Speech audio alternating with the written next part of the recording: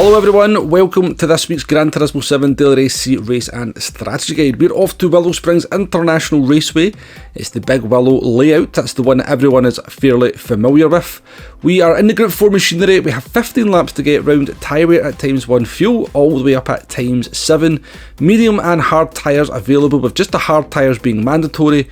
BOP is on, it's the mid-speed BOP, damage is light, it's a rolling start, and slipstream is real. Now, if these settings seem somewhat familiar, it's because they are.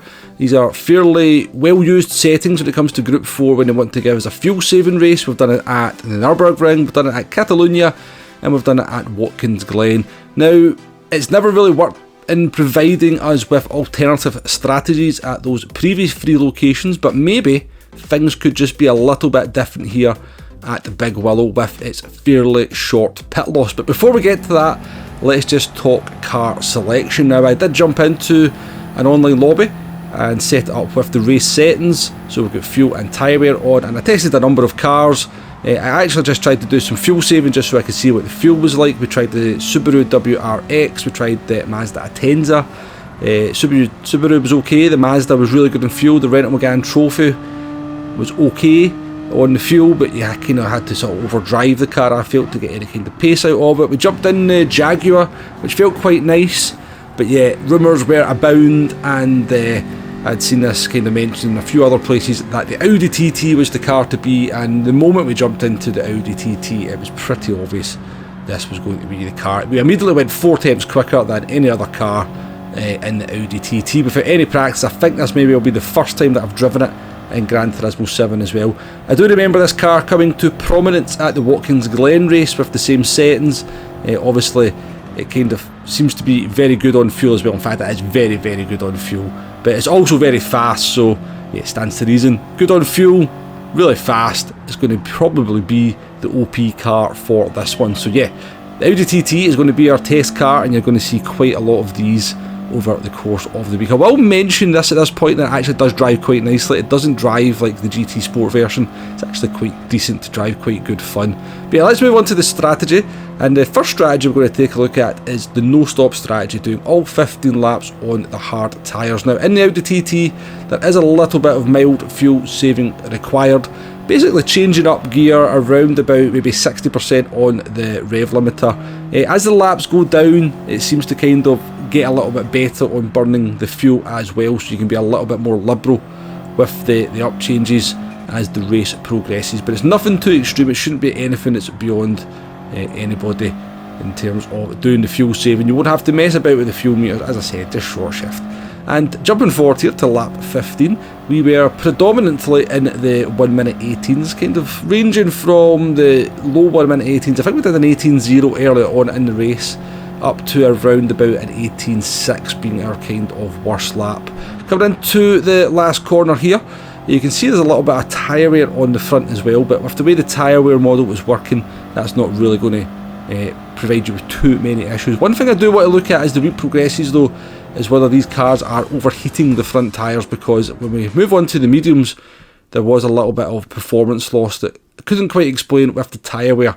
But the finishing time there for the no-stop strategy, 90 minutes 39.0. So that's going to be our benchmark as we move on to the other strategy that is very well worth testing in this one. And that strategy is the one-stopper. Remember, the medium tyres are available here, although only the hard tyres are mandatory. So if you're going to do a one-stop and run the mediums, you're going to basically run them for as many laps as you possibly can. In this case, we're going to do 14 laps on the medium tyres. Do the same kind of fuel saving as we're doing on the no-stopper, just again, so we can get that maximum number of laps on the medium tyres. And I would always recommend doing the fuel saving rather than taking the fuel on at the pit stop, because if you only take on even just 1% of fuel, it will cost you a minimum of 2 seconds in the pits, as there's an animation that goes with that. If you rev the car out, don't do any fuel saving, you're looking at losing 3 to 4 seconds in the pits, which I don't think you lose by doing the fuel saving over the course of the run.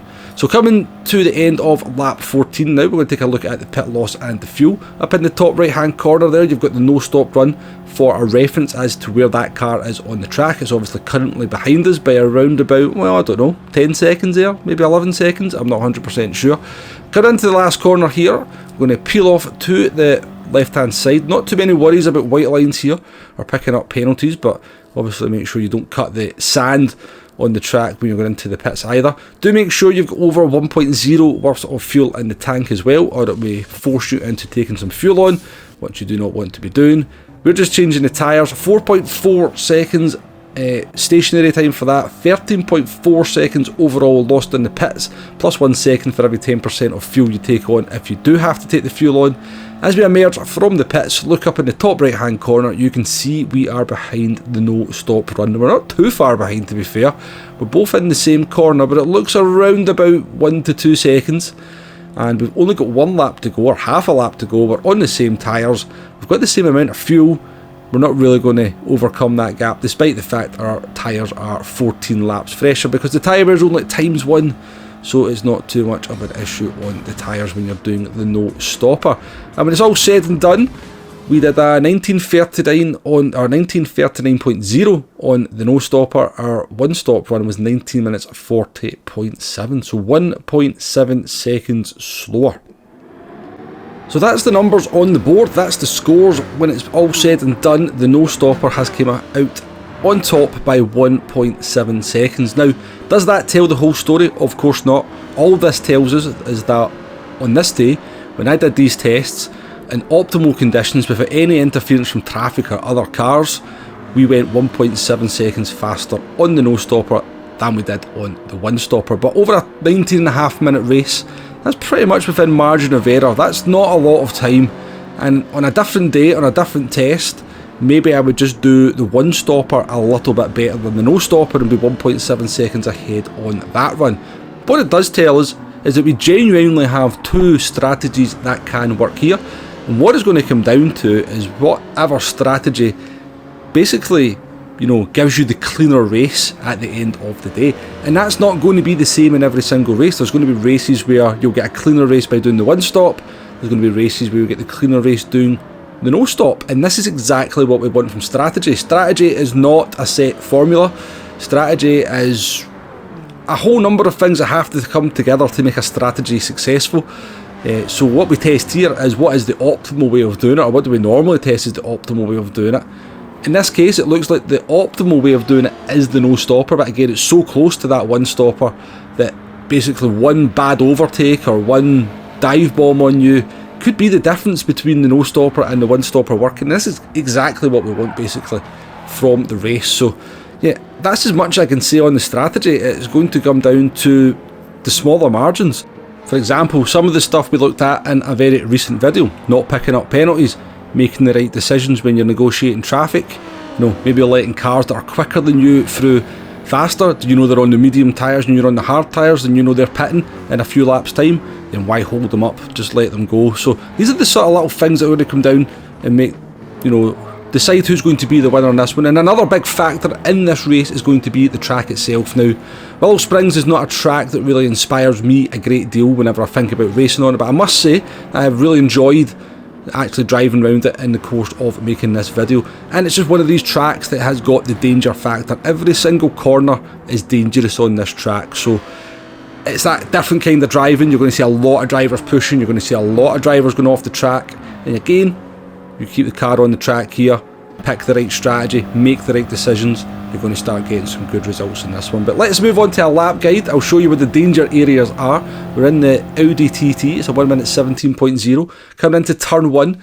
Now, you're not going to brake on the 100 metre board, you're going to brake beyond the 100 metre board and basically going to play a game of how close can you get to that 50 metre board. There's a bit of camber on the inside, try to get the left hand wheel into that. Again, so easy to run wide though into turn 1 and end up over that green barrel there on the sand. Coming into turn 2, it's just a lift off the throttle, again a bit of camber in there. If you can get the car in there, it kind of almost hooks the car round the corner. You maybe need to give it a little tiny dab of brake, keep it nice and tight to the inside line as well. 5th gear should stop the car from understeering. Turn 3, again we're going to play a game of how close can we get to the 50 metre board. You probably won't be able to brake right on it without going too deep. Overslow the car a little bit more than you might think into this apex here to get on the throttle nice and early as you use that throttle all the way up through probably the most crucial sector of the track.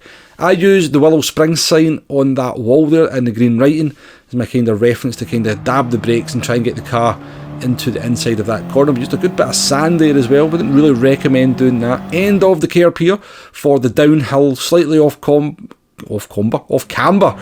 Left-hander. Again, try to get it into the nook of the corner and it'll maybe help the car round. The earlier you get on the throttle there, very crucial corner actually, and you're going to carry that speed all the way down the back straight, all the way down to the somewhat infamous last corner. Broke many a hearts in the Lewis Hamilton DLC as you're on a gold lap and you made a mess of it here. 150 metre board is your friend. I would recommend not using the full width of the track to the left hand side. If you do that, you get your braking slightly wrong, you clip the grass, you're off the track, it'll take you 3 days to get back on. So brake in the middle of the track, have a little bit of right hand steering applied as you get to the 150 metre board. Dab of the brakes. Once you know the car's gripping, get on the throttle. Be careful of the curb on the inside as well. If you clip that in the wrong way, it can bounce the car wide. And yeah, again, just so many dangers around this track. It's, as I said, it doesn't inspire me a great deal, this track. It's not a track I really want to race. But I do like that danger factor of it where, you know, drivers that are consistent, don't make mistakes, drive within themselves, within the margins of error, kind of get rewarded by keeping the car on the track. But yeah, that's pretty much it for this one. Interesting race in prospect. It will very much become an Audi TT1 make. I don't think there's any two doubts about that one. There seems to be two strategies that are very, very much viable. It's going to come down to the smaller little factors as to which one comes out on top. You're going to see no stoppers win, you're going to see one stoppers win. There's no two doubts about that as well. And yeah, you know, pick the right strategy, make the right decisions, don't pick up penalties, keep the car in the track, and I think you'll be in fairly good shape for this one. I'm going to try and stream this one on Monday morning as well, so do join me for that if you can. If you're watching this video on Monday morning, I'm possibly streaming, so come and say hello in the chat. You'll find it a friendly place. Thank you very much for watching, and I'll catch you on the next one. Goodbye now.